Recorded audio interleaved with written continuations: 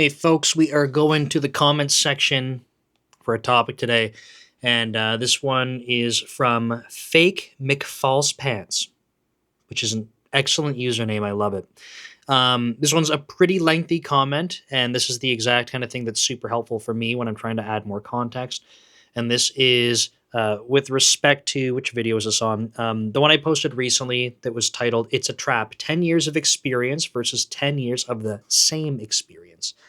And in that video, I was talking about this concept of um, length of time, like so amount of experience, years of experience, as a proxy, not an absolute measure of quality of someone's experience, but as a proxy, because are getting frustrated by like, why does this job say like X number of years of experience? Like, I've only been programming for 1 year and I'm, a better fit on these teams and some of these people that have been doing 5 years or like whatever. There's always these examples, and I'm not saying they're wrong, but I know that people are getting frustrated by this. And my point in that video was trying to highlight some of these things, but I was referring to it as a proxy, okay? Because if you have a difficult time trying to measure these things in an absolute sense, then I think you should be trying to improve your processes for extracting and observing the value of a candidate.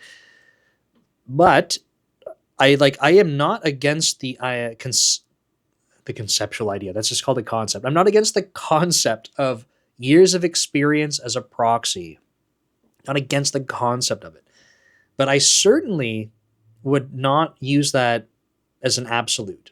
Okay? So I wanted to get that out of the way. This person was asking, kind of go through their question, but their meta point is like, is there a way to bypass this perception? This as years of experience being a proxy. So they go on to say, I wanted to ask, what's a good way to like bypass the proxy, so to speak? So they've been really into computer science and programming for a while, learning about programming, cybersecurity, graduating as a computer engineer from a Latin American university, and contributing to an open source game. So they got a job in late 2022, which is great. That's awesome. They said it's very entry level. They said the intro test was super easy.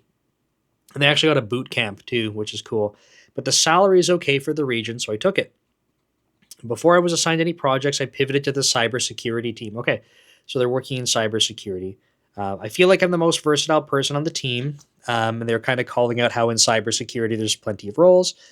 I guess like different hats to wear, so to speak, in terms of the types of work to do. They got a raise, but they're still in the lower bracket of salaries. And their manager said that they believe that they're a good fit for promotion. But it seems like from this person's perspective, their manager's having a hard time of like convincing higher ups or others that the promotion case is good. And he's wondering, actually, yeah, I don't know. He or she is wondering if it has something to do with like them being promoted recently. So they go on to say, so I've been looking at maybe job hopping, but I think recruiters and managers and positions that I will apply to see the 2 years and think junior, if that. How can I sell myself? I mean, the reality is like again, reality is from my perspective, this person probably is junior. I think we have a very false sense of like these different levels, right? And it doesn't help that at every place it's different. So um, I want to kind of chat through this and still offer advice. So I'm not trying to like crap on this person and say no, like screw you, you're stuck being entry level. Not at all. I honestly don't know this person. It's impossible for me to gauge that, right? But let's let's talk about this in just a moment. I wanted to remind you, if you want questions answered, comment below like this person did. I'm happy to go through them. Or if you want to keep it anonymous, this person wrote a lengthy one here, but if you want to write a lengthy one and don't want it shown, you can send me a message to devleader on social media. That's also my main YouTube channel. Okay. And I just realized they said right at the end of this, sorry for the wall of text. Also, throwaway count for anonymity. Awesome. But yeah, fake McFalse pants. That's awesome stuff. Okay, so this person's after um, being able to kind of level up, right? They're under the impression, and could be rightfully so. It's impossible for me to know this, right? Which I need to acknowledge. They believe that they are sort of prepared for promotion, which may be the case. It seems like they're saying their manager also agrees, but it's not really panning out that way. So perhaps this person is doing very well. 2 years of experience is not a lot of experience, but maybe they have plenty of experience. It's not a long time, but they might have plenty of different experiences. Okay. So um, it's tricky because when we talk about things like software developer levels, every company is going to have a different like numbering scheme or titling scheme.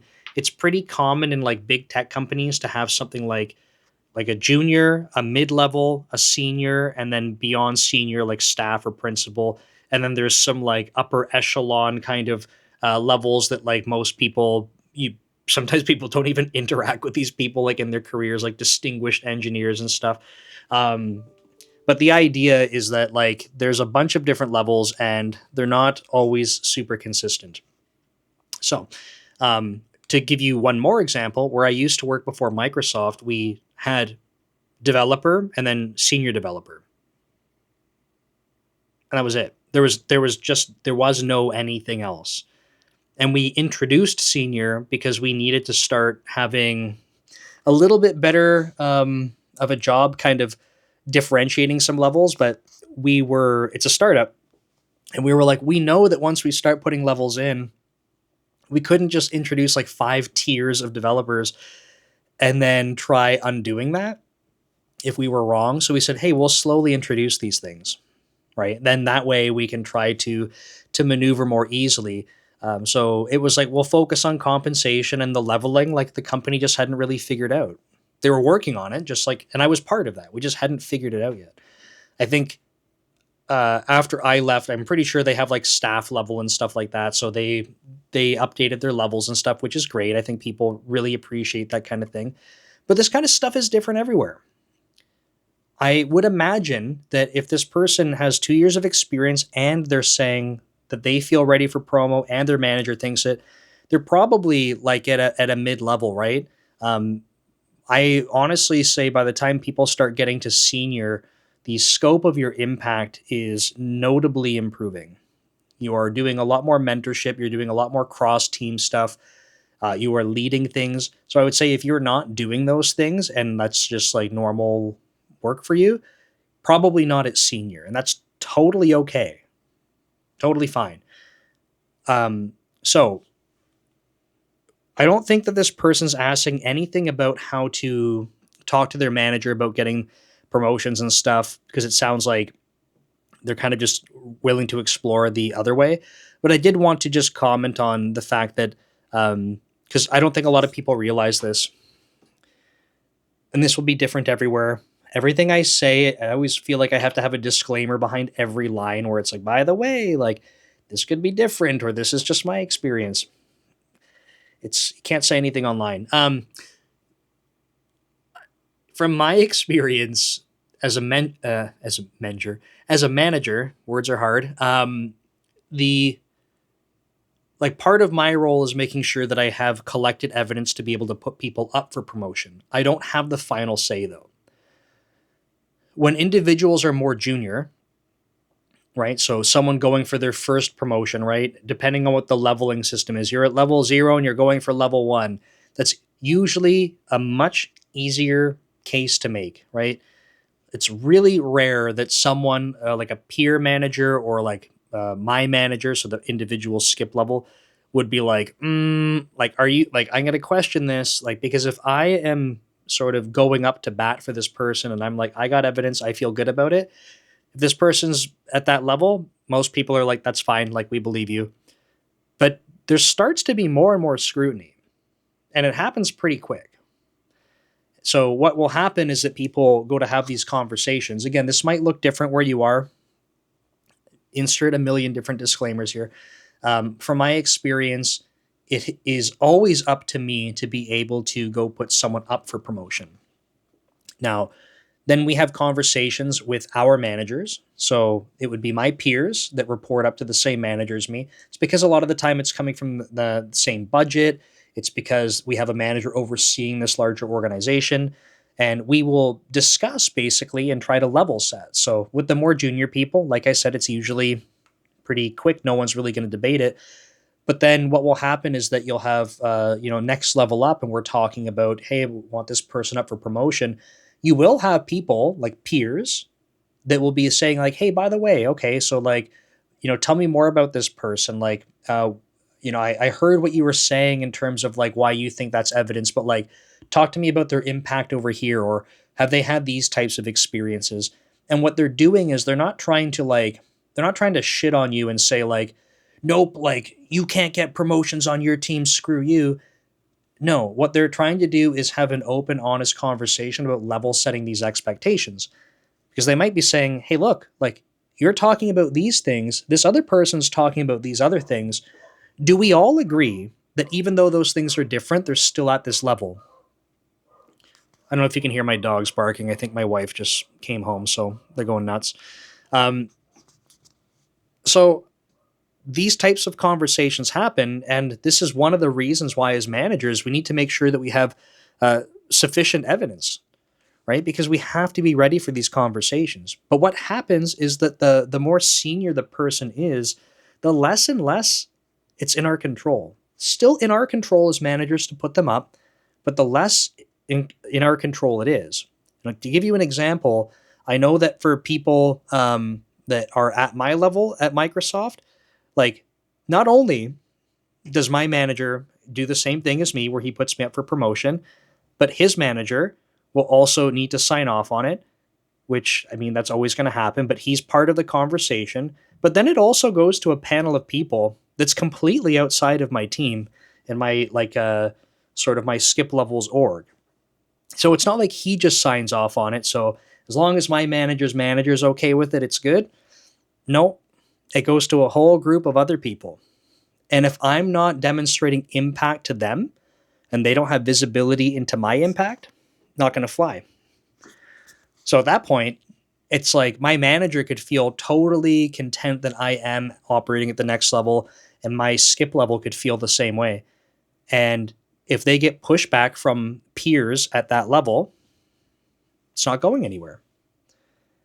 And it makes it really difficult, again, I'm just trying to share some different perspective for people, right? As a manager, it can be really difficult when you're like, okay, like based on my understanding of what's required for these levels, I'm working with my employees, they're busting their asses, they're doing these things, I feel good, I'm putting them up for promo. Just to have a group of people that are like, no, we disagree. And you're like, okay, well, what now? Like, I have to go back and have this conversation with this person that you felt was ready because they were delivering on these things. And now you need to go tell them feedback was this, right? I think it's really hard, but I think that people can appreciate at least knowing that you tried and you did everything in your power to be able to put them up for promo. The problem is when you start having these conflicting messages like, hey, no, like you need to go work on this, they'll say, well, why did you tell me to work in these other areas? Why did you tell me to focus on this? Why didn't we address this? Right? They start to lose confidence in you. They appreciate that you're trying to support them, but they start to lose confidence. It's really shitty. So I don't know what's happening with this person's manager. Let's pivot and talk about what they can be trying to do to demonstrate to other people outside of their organization. This is where it's tricky. I don't know if I have a bulletproof way to do this, because I think no matter what, you're going to have this bias of years of experience. This is going to happen, especially given a volume of applicants. And I can't stress this enough. And again, another disclaimer, I'm not trying to support this as in, like, I think that this is all so good and like it's so good that there's so many applicants. And yeah, it feels a little bit more like winning the lottery just to be able to get an interview. I don't think that's good. I don't think that it's sustainable. I think that it's completely unrealistic for any job position to have thousands of applicants and then have an expectation that we can go through thousands of applicants and try to find the best one. It just seems completely unrealistic to me. You may disagree with that, and that's totally cool, but I don't know, like, and I'm not in this position. I don't know how I would ever expect or task someone with, hey, we have, 20 job openings that you're responsible for, and each one has like, 1,000 to 5,000 applicants. Like, go find the best one for each. I just don't understand. So this is why I'm saying I think that people fall back to these user proxies, to these proxies of quality more and more. This is, I think, why you see years of experience being slapped onto things, because they're like, we can just set the bar somewhere. We'll just filter people out. This is why I think you'll see more and more college or university of some level. Why? To just start filtering people out. I'm not saying that these are the right things. I'm just saying that they are things that people will say, I think that will be a proxy for better. A proxy. And I'm not even agreeing with this, so don't get mad at me. Just saying what I think is happening. Same thing with keywords on resumes, right? Like, we got to filter, we got to try to get through the volume. How do we do that? Well, if you're going to sit there and read 5,000 resumes, even if you're doing it by hand, you're probably trying to like optimize your time to get through them. So I do unfortunately think it's going to be very difficult to completely bypass this. And trying to be clear about that. But what can we do? How can we try to stand out more? First one is going to be trying to frame things on your resume in terms of demonstrating impact, which may be obvious to some people. But I think what gets missed is that sometimes people write their resumes and they have an understanding of the impact, but they're not communicating it to people that are outside of the company. So I don't know if I've already said it on this video because I filmed another one right before this, but I am doing resume reviews on, sorry, I had to burp. I'm doing resume reviews on my main channel, Dev Leader. And so there's a playlist for that. If you watch the videos, you can see, you don't have to watch all of them. You can, if you watch a video, you'll see how to submit a resume that's currently not paywalled or anything, but it costs me in editing fees like 50 to $100 a video. So I'm like literally just losing money to review people's resumes. I will probably move that to a membership thing. It's not right now.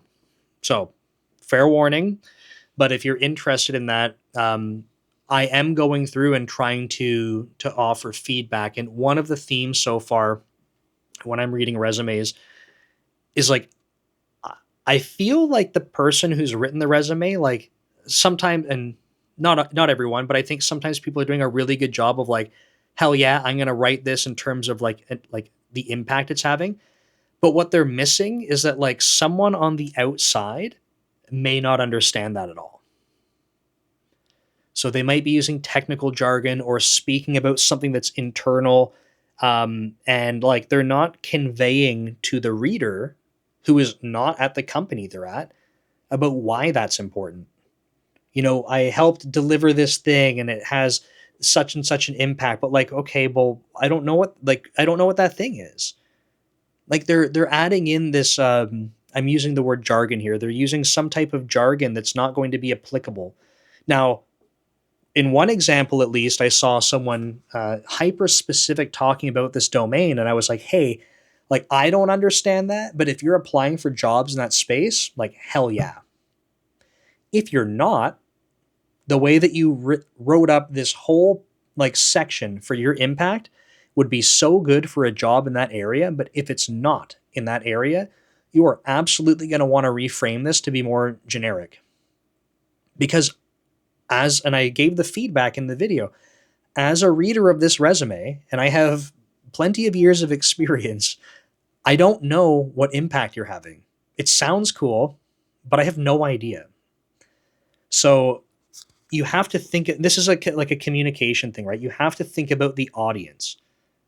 So if you're applying to a place where it's very similar to what you're doing, you can lean into the fact like, hell yeah, like I can talk about these concepts and someone reading this really should get it. But this person in particular was doing some type, like working at a place with some type of research, which is super cool. But if you're going to go apply to a different job that's completely unrelated, figure out how you will translate that so that someone can go, oh shit, like I don't even know about this and I can tell like that's some stuff. So that's one thing to think about here, right? This person's going to have a lot of experience in cybersecurity from what they're saying here. Great. This is cool. Cybersecurity can be applicable in different areas, which is good. It's not like it's so niche that no one's heard of it. But if you start talking about extremely specific cybersecurity things and you're trying to get a developer job, you have to be careful about how you're communicating that because the impact might get lost on someone who doesn't understand those things. You might get it, the person reading it might not. So that's my piece of advice there for resume writing. And I think that you can test that with other developers, if you have friends, whatever, like, and you want to be able to talk to someone who's going to give you critical feedback on that. Because if they're reading it and they're like, hey, it sounds cool, but like, I don't know what it means, it's just not going to be helpful. So that's one of the biggest things I've seen people messing up so far. I shouldn't say messing up. I think opportunity is a better thing to say. I'm not trying to say people are writing shitty resumes. I just mean it's a spot to improve. I think the other thing too is like, because this person said like, they were doing some open source contributions. I think people really kind of like sleep on this thing. Not open source in particular. There was, I talked about this guy very briefly before. I had someone reach out to me on LinkedIn that went to the same university as me. He's a student there. And he was like really concerned about how he can be trying to optimize to try and get jobs. So he was telling me the stuff he was doing. And I was like, dude, I have like I'm a busy person. And I'm like, I don't know how this guy's doing all these things. Like it's nuts. And he was still looking for more ways, more things to contribute, more clubs, more hackathons, more whatever. So I think he has internships lined up at three. I don't know how this works, but I think he has internships lined up at like three different big tech companies. He's just posting about it on LinkedIn recently. So those types of situations where you're doing extracurricular things, you're contributing to open source, you're doing hackathons, you're doing all of this type of stuff is just like additional experiences. So if you're trying to, in my opinion, get away from the bias of, oh, it's only 2 years. Okay, well, how many people do you know with 2 years of experience that did these other things, that contributed to stuff like this, that did whatever? Like, highlight that. Because if it's just 2 years and it's work experience and you're like trying your best to try and talk about these hyper specific like domain things from work, that might not land so well. And it's not your fault, right? Like, you might be having a really big impact there. So if you want to go to apply to other cybersecurity type roles or something adjacent to it, then it might work really well. If not, it might feel like it's really challenging. So I think I'll probably wrap it up there. I hope that's helpful, but ultimately trying to supplement your work experience with other things, I think is a really good opportunity because that demonstrates more breadth. Right? You're able to talk about what you did at a company specifically with some depth, but we can show more breadth of experience, right? More breadth. The person that watched the other video that was the 10 years of experience versus 10 years of the same experience.